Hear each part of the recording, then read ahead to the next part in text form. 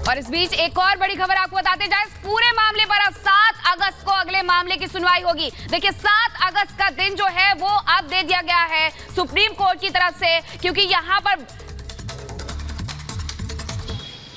Civil जज senior division Ravi Diwakar को 3-3, 4-4 बार order करने पड़े थे। अंतिम बार जब ऑर्डर किए तो हो पाया।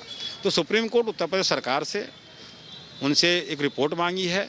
वह रिपोर्ट आने के बाद जो ऑर्डर होगी बहुत मजबूत ऑर्डर होगी और ऑर्डर हमारे पक्ष में होगी, क्योंकि कोई भी चीज़ का जांच सुप्रीम कोर्ट विरोध नहीं करेगी और एसआई जांच बिना क्षति पहुंचाए शिवलिंग के किया करने का रिपोर्ट अगर एसआईओ ने दे दिया है तो सुप्रीम कोर्ट इसका विरोध नहीं करेगी। सारी रिपोर्ट आ जाने के बाद जांच अच्छा है, इस रोक नहीं कहेंगे, ये कहेंगे कि मजबूती से ऑर्डर आएगा और इस ऑर्डर का हम लोगों के पक्ष में भी कर सकते हैं कि पक्ष में ही आएगा और जांच अच्छी होगी। जांच के बाद जो रिपोर्ट आएगा वो तो अच्छा रहेगा। सुजर हुफैजा अहमदी का ये कहना है कि हाईकोर्ट में मुस्लिम पक्ष को पक्ष रखने का मौका ही नहीं दिया गया।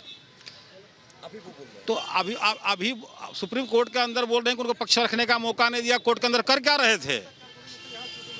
हाई कोर्ट ने अपने ऑर्डर में कहा है कि उनके अधिवक्ता द्वारा कुछ नहीं बोला गया। तो कोर्ट के अंदर आप खड़ा रहिए चुप मार के काट के मूर्ति के तरह।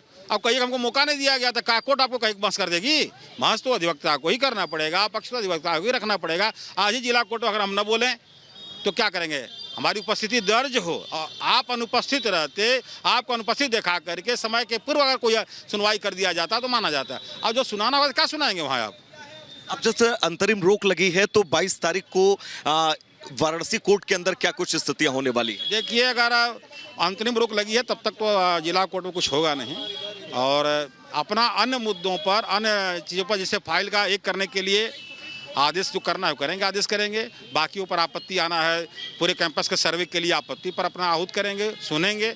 लेकिन सर्वे पर जो आदेश होना है, जो एसएसआई यहाँ आकर के हाजिर होते उस पर टीम बनाते उस पर रोक है तो बाद में होगा, बाकी कार्रवाई चलेगी। तो सुधीर त्रिपाठी को आपने सुना, उन्होंने साफ तौर पर कहा कि अंतरिम रोक है सीधे तौर पर और अंतरिम रोक आगे जब अगली तारीख मिलेगी, अगली तारीख को जब इस पूरे मामले पर एक बार फिर से सुनवाई होगी, ये तय है कि फैसला जो है वो उनके पक्ष में आएगा कार्बन डेटिंग को लेकर। क्योंकि बहुत उम्मीदें थी वाराणसी कोर्ट के अंदर भी आज 2 मामलों में कहीं ना कहीं से सबकी नजरें टिकी हुई थी। एक मामला था जब 8 मामलों को क्लब किया जाना था, जबकि दूसरा मामला मुस्लिम पक्ष पूरे ज्ञानव्यापी परिसर के एएसआई सर्वे को लेकर जवाब दाखिल करने वाला था। विरोध में जवाब दाखिल करने को लेकर वक्त मांगा गया है, लेकिन अब सुप्रीम कोर्ट ने अंतरिम रोक लगा दी है इलाहाबाद कोर्ट के उस फैसले पर जिसमें कार्बन डेटिंग की जानी थी शिवलिंग नुमा उस आकृति की।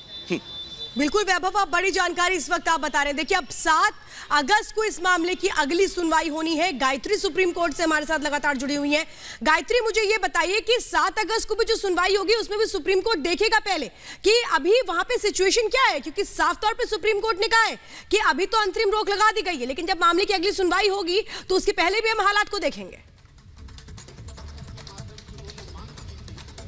बिल्कुल, देखिए एक तो बहुत बड़ी बात यह भी है कि आज क्योंकि आखिरी दिन था और वेकेशंस में जैसे कि मैंने कहा कि कल से स्टार्ट हो रहे हैं और बहुत सारे मसले थे, यानी अब डिटेल में जाकर इस पूरे मामले को सुना जाएगा। जैसे कि कोर्ट ने साफ तौर पर कहा कि जो पूरा मसला है हम परिस्थितियों को देखेंगे। कई ऐसी बातें मुस्लिम पक्ष की तरफ से कही गई हैं जिसमें माहौल का हवाला दिया गया है। इसको लेकर सुप्रीम कोर्ट की तरफ से ये कहा गया है कि हम परिस्थितियों को देखेंगे और बहुत ही सावधानी से इस पूरे मामले को देखे जाने की जरूरत है। और अब 7 अगस्त की जो तारीख है वो मुकर्रर कर दी गई और 7 अगस्त तक फिलहाल कार्बन डेटिंग पर रोक लग गई। यानी जो साइंटिफिक सर्वे का आदेश हाईकोर्ट की तरफ से दिया गया था, फिलहाल उस पर रोक लगा दी गई, अंतरिम रोक लगा दी गई। यानी मुस्लिम पक्ष जो मांग कर रहा था, कुल मिलाकर के मुस्लिम पक्ष को राहत मिली है। लेकिन अभी ऑर्डर का और इंतजार करना होगा कि और क्या कुछ डिटेल में सुप्रीम कोर्ट की तरफ से कहा गया। लेकिन कोर्ट रूम से जो हमें बड़ी जानकारी मिल रही है उसके मुताबिक मुस्लिम पक्ष ने कई टेक्निकल ग्राउंड्स रखे थे जिनको सुना गया। हालांकि मुस्लिम पक्ष ने यह बात अपनी रखी है और यह कहा है कि हाईकोर्ट में हमारा जो पक्ष था वो सही तरीके से हम नहीं रख पाए थे, हमें पूरा मौका नहीं मिला था। यह बात भी सुप्रीम कोर्ट में